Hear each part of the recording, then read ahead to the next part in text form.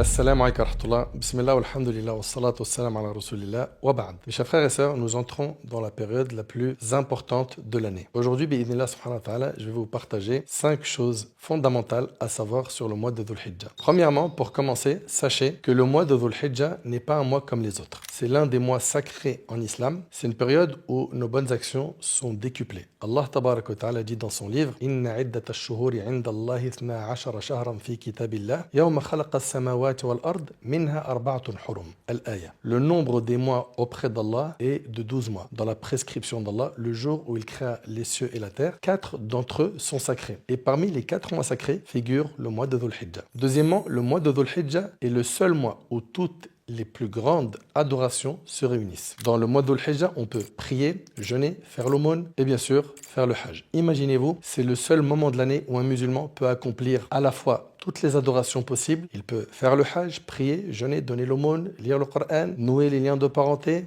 C'est une période tout simplement exceptionnelle. Donc ça fait 2 informations. Il s'agit d'un mois sacré. Deuxièmement, on a dit que toutes les adorations sont réunies pendant le mois de Dhul Hijjah. Troisièmement, la période la plus importante de l'année est la première décade du mois de Dhul Hijjah, c'est-à-dire les 10 premiers jours du mois de Dhul Hijjah. Ce sont les jours qu'Allah subhanahu wa ta'ala aime le plus. Une opportunité immense de se rapprocher de lui. D'après Ibn Abbas radhiyallahu anhuma, le prophète sallallahu alayhi wa sallam a dit: il n'y a pas de jour où les actions vertueuses sont plus aimées d'Allah que ces 10 jours, c'est-à-dire les 10 premiers jours de Dhul Hijjah. Quatrièmement, dans notre tradition prophétique, le jour le plus important de l'année entière, c'est le jour de Nahr, le jour du sacrifice de la bête de l'Aïd. Notre bien-aimé alayhi salatu wassalam a dit: les meilleurs jours auprès d'Allah sont le jour du sacrifice, Yawm al-Nahr, et il a dit puis Yawm al-Qarr, c'est-à-dire le jour suivant, et le hadith il est rapporté par l'imam Abu Daoud. Subhanallah, comprenez que c'est le jour le plus important de l'année. Et enfin, cinquièmement,